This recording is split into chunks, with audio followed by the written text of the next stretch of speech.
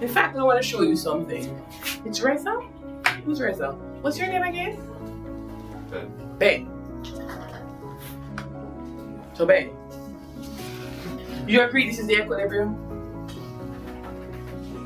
Which means if I chose a price of 4, let's put that in.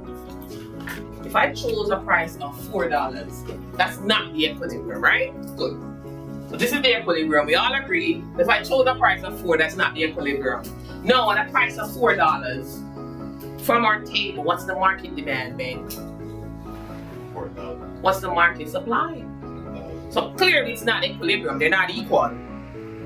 So a price of 4, the market demand is 4,000, the market supply is 10,000. What's going on at a price of 4? There's an overabundance of supply. So we have excess supply. The supply is 10,000. The demand is 4,000. What's the name for that? What's that? Very good. At a price of 4, that excess supply, the name for it is a surplus. You could actually show it graphically. You see this price of 4? Let's say it's here. We know it's not equilibrium. In fact, at this price of 4, if you want to figure out what the supply is, take it over to where it hits the supply curve, right here, and that's the supply. You told me what it was. It's 10,000.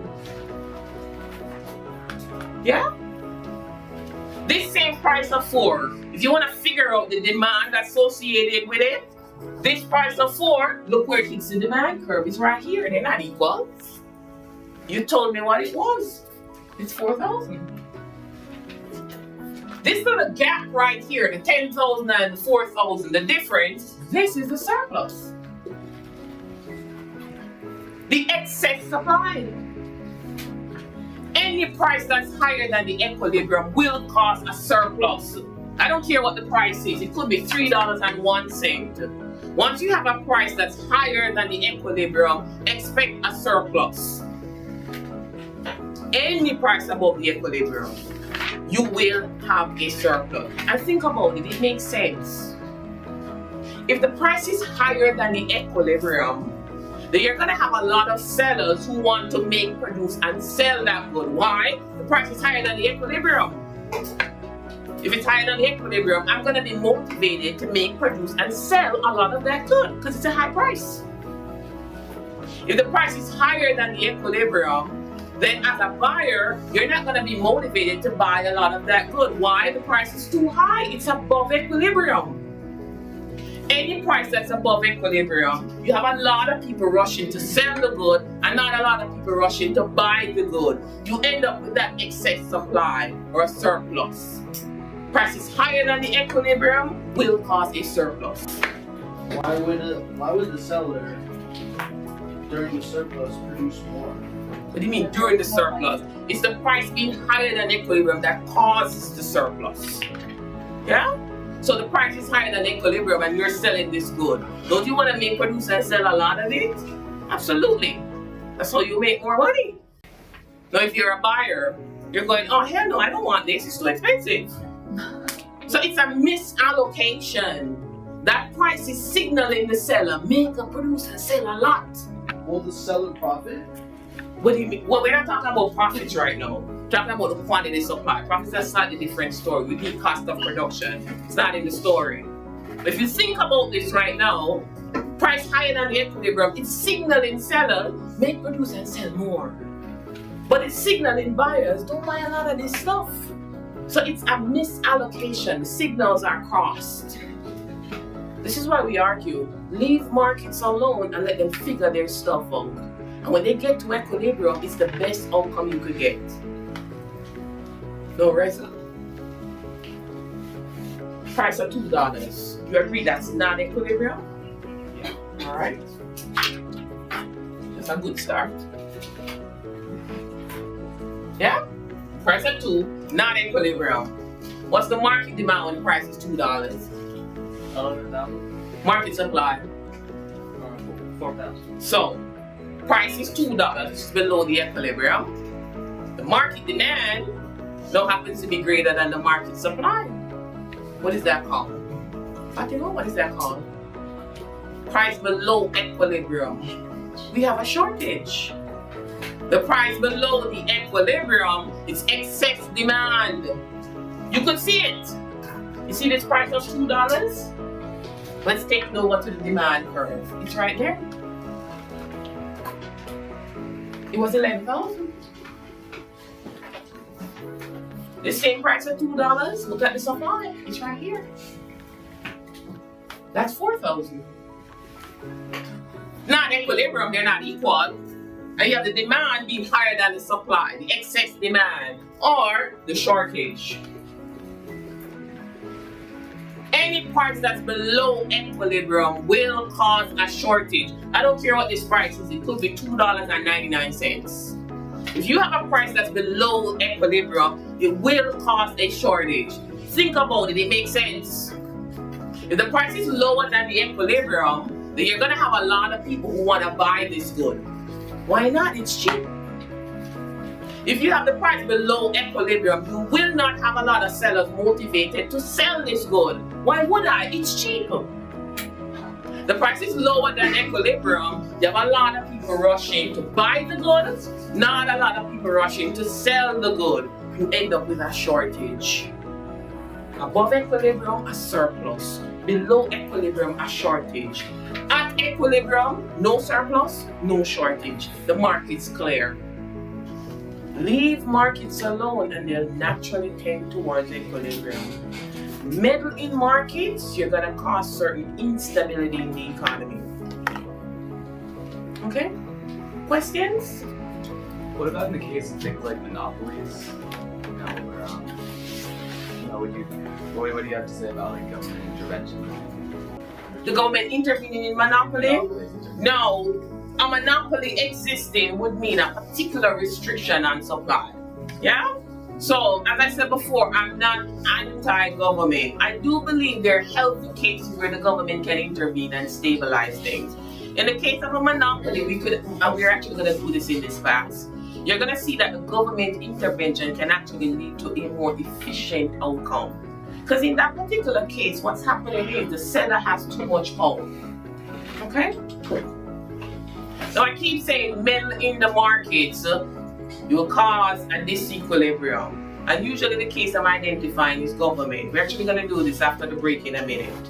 However, sometimes meddling in the market can even be in the case of just pure fraud. You mess with markets and the disequilibrium can be so destabilizing that it causes instability in the entire economy. I'll give you a very brief example and then we take a break. You guys have lived through one of the worst recessions we've ever seen. It's called the Great Recession. Something we do in macro a lot. You're not going to do it in this class. Great Recession, some people call it the global financial crisis. And you've lived through that. Now the global financial crisis began with a market. The global financial crisis began in the United States. Now that's weird already. Usually an advanced country is not the country that causes a global financial meltdown. But in this case, the United States did. They own it. They said, I did that one. And it started with the story of a market. A particular market failed in the United States and through some very complicated linkages caused the global financial crisis. What is the market I'm trying to identify that failed in the US? Housing or real estate. Now I'm going to give you a very crude scenario of how disequilibrium in that market, kind of main market, kind of looks like what we've been going through right here. It's a market just like this.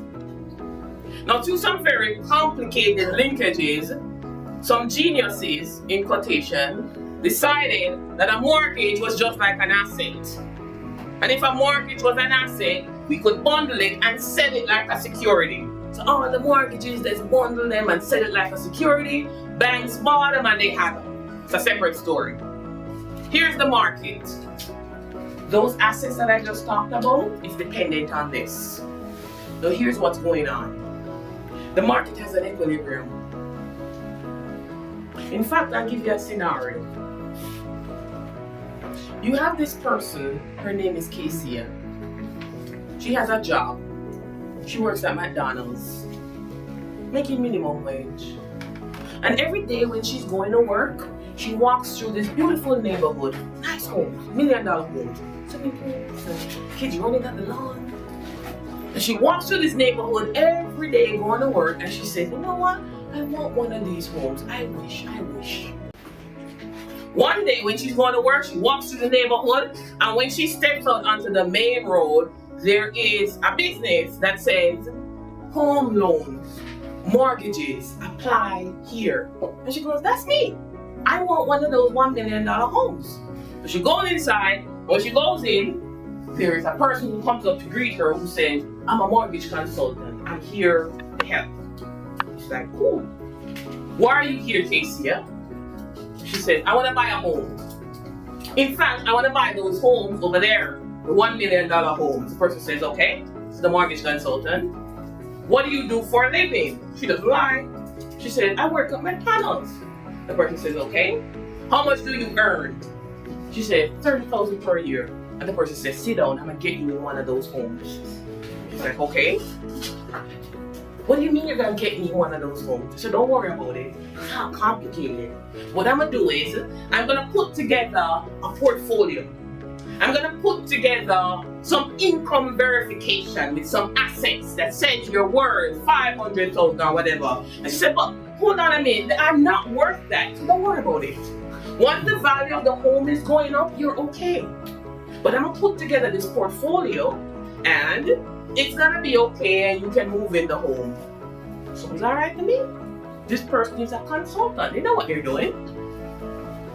1 month later, she gets the home. She's living in it. Casey Campbell, minimum wage $30,000 per year. Because of those falsified documents, she's now living in this home. One day, a co-worker drops her off at home and she said, you live here? She's like, yup. She said, you want one? I know somebody who can get you one. Tomorrow we're gonna go over there. And what happens is, you have a lot of Casey Campbells in the housing market. Now here's the thing. When the market sees Casey Campbells, all of these people, it thinks that they are legitimate buyers. It doesn't know the backstory of the documents that are put together. It really thinks that these are demanders. These are people who can actually afford these homes. And when it sees that, it naturally causes the price to increase because it's interpreting that the demanders are real. The only problem is they're not. Prices are increasing outside of fundamentals. This is a classic case of a bubble. Prices are going up. The market is not clear right now that these people are not real. Prices going up. But the real equilibrium is actually here. Because all of these other people, they're not real demanders. Do you remember in grade school, playing with gum? If you were like me, used to blow the bubbles. Gotta make it big, man. And they go, Casey, go. And making the bubble bigger and bigger and bigger and bigger. What do you know happens to a bubble after a while? It's gonna pop. Now the popping of the bubble, that scenario in the housing market, is when the market said, oh crap, those Casey Campbells are not real. Which means my equilibrium is really here. But right now, I'm actually all the way up here, for example. Now here's the thing. Once a market realizes what the equilibrium is, remember what I said, all markets naturally tend towards equilibrium. Once that happens, it's going to try to get to this equilibrium as quickly and as fast as it can. Markets do not have consciences. So it's not gonna look and go, oh man, if I go to equilibrium, Casey, she has 6 kids, oh my God, she's gonna be homeless. Markets don't think like that. So it's going to try to correct itself quick and fast. And that's what happened. The price is dropping. I was one of the people who said, you know what, they should let it bottom out. And people say, oh, you're evil and heartless. People are losing their homes. The government should help and stop the slippage. I go, oh no. Because if they put something else, whatever that is, to stop it, as soon as the market realizes that it's out of equilibrium, guess what it's gonna do? Try to get there. So, leave markets alone. Don't meddle with them. It's usually a caution for the government. But also, it could be the case, we're just in the case of fraud or classic case of bubbles being developed. We could be out of equilibrium. Prices above equilibrium, surpluses. Prices below, shortage. At equilibrium, no shortage, no surplus. Okay?